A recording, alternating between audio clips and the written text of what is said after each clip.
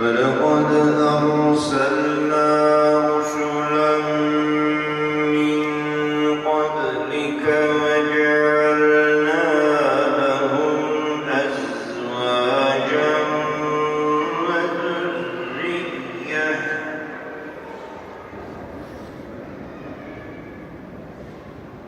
وما كان لرسول أن يأتي بآية إلا بإذن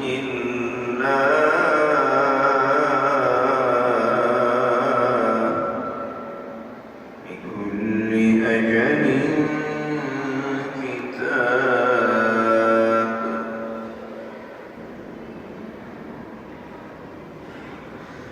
يمحو الله ما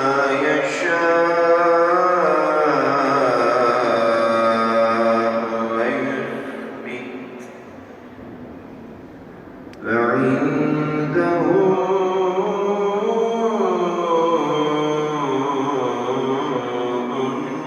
أم الكتاب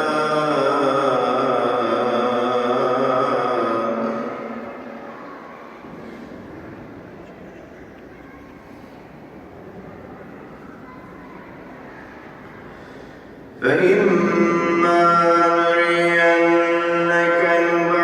بعض الذي نعدهم أو نتوفينك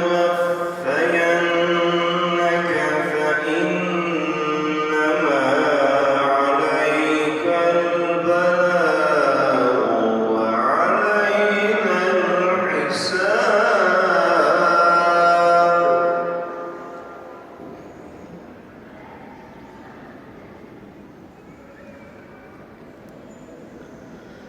أولم يروا أنا نأتي الأرض ننقصها من أطرافها والله يحكم لا معقب لحكمه وهو سريع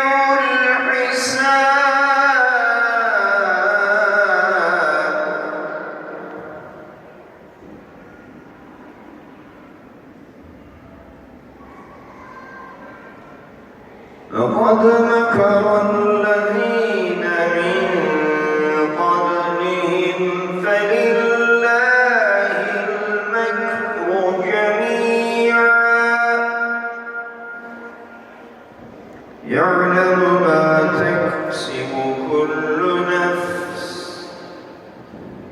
وسيعلم الكفار لمن عقب الدار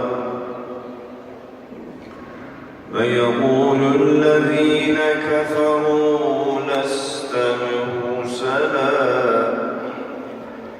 قل كفى بالله شهيدا بيني وبينكم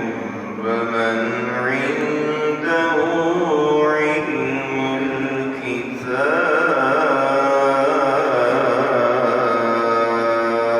الكتاب صدق الله العظيم سبحان ربك رب العزة عما يصفون وسلام على المرسلين والحمد لله رب العالمين.